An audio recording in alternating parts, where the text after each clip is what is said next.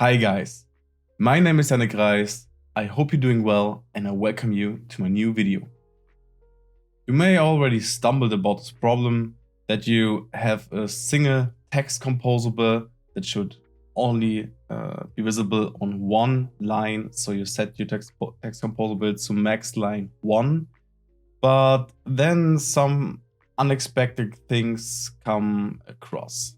For example, you have the accessibility options of your Android operating system that can enlarge the text and therefore lead to overflows, or some devices may just be too small to display the whole content of the text. But don't worry, there is a solution. But before we talk about that, let's take a look at an example of what I am actually talking about. So I prepared this little example here. It's just a simple component activity that shows a column with a center-aligned top app bar. You might know that composable from the material library. And we have a title that says long Jetpack compose tutorial app title. As I mentioned, max line set to 1, and if the text overflows, it's just a ellipsis like you can see here. And the color set to yellow like you can see, and we just have a placeholder text at the center. So now you can already see the text is a little bit too long and this ellipsis happens here. So what can we actually do to avoid that? So my solution for this problem is a little workaround. As I mentioned, the text is just too large for the available space. So we will dynamically check if we have this overflow here and then just shrink the actual text size. So we start by creating a new composable. Call it ResponsiveText, and we will add a modifier. And because it's way too easy to just handle the single line version, we also want to give the opportunity to, for example, let it shrink to, for example, max lines 3 or 2. So we can use it more dynamically than just for single lines. At the end, we will use it for a single line, but this composable has the possibility to be used also with, for example, 3 lines, something like that. So the next parameter will be a max lines parameter, which we set to 1 as the default. We will have a text, and that's it for the parameters for now. Next, we will define a text composable, just like we did it in the current example. And we will set our text to this parameter. We will also set the modifier and the max line.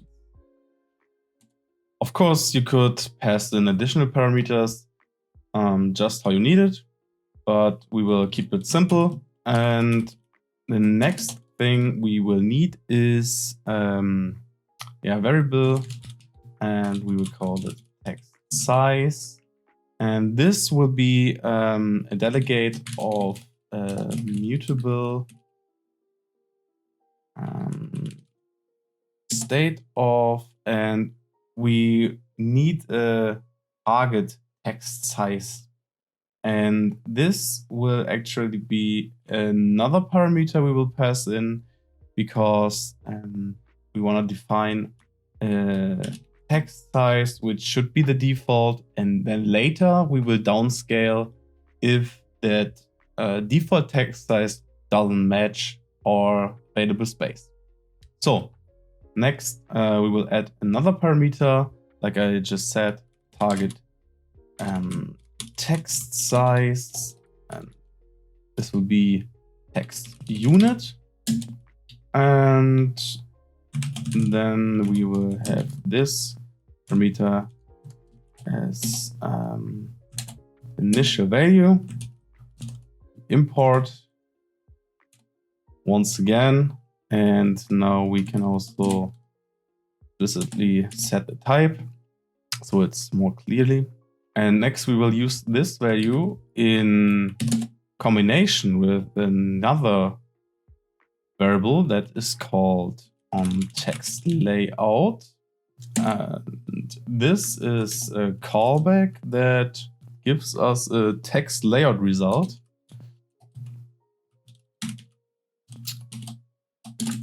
And if we go into the documentation of this composable, we can see that this element provides us semantics and accessibility information. Besides accessibility informations, we also can get the informations about a specific line. And because we always want to know the last line, or rather, we want to know if the last line is ellipse, we will first retrieve the current max line. Because if you have a dynamic text and we don't just consider the single line example, we could also have like, if you set max lines 3, the text composable could only be set to 2.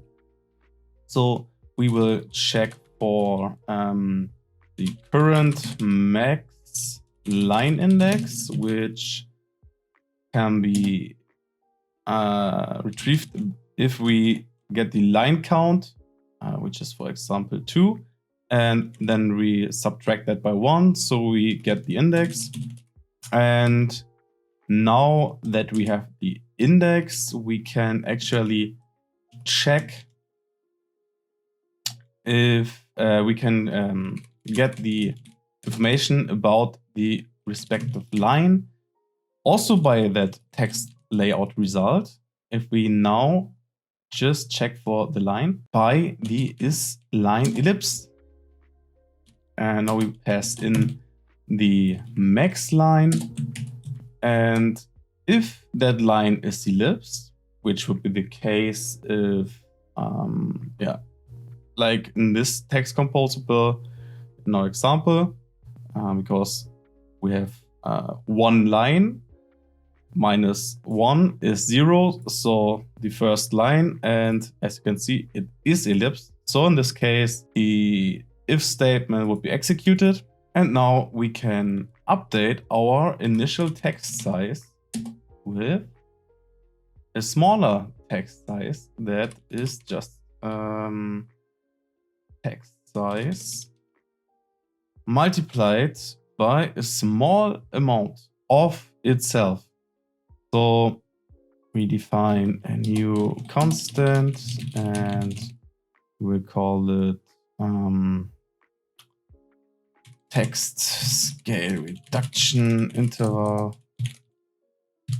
And we used at 10% of the actual value. And now we just multiply it by that. And if that loop would be executed, it would be reduced over and over again until the ellipse fits, or rather the text is so small that it fits the whole line. So as you might already recognize, one thing is missing, and that is that we actually set the text size to the composable, which will be the font size. And now that's already it. Let's give it a try. We replace the text with our responsive text size. We no longer need this. And the max lines is per default set to 1. And now we just need the target text size. And in this case, we will take the material, theme, typography, and what do we have here? Title medium, font size, and let's see what that leads to. So here we go. Our title has been downsized to fit this line. So please be aware that this composable shouldn't be overused. Please really use it in specific parts of your app, because this composable will lead to overriding the accessibility functionality, for example. So if you have users that can barely see, for example, and have a really huge zoom factor, they cannot use your app. That said, we're already at the end of the video. I hope you had some takeaways. If you want to check out the code snippets, I link the respective Medium article down in the description. Subscribe to my YouTube channel, like the video, activate the notification bell, and I hope I see you soon.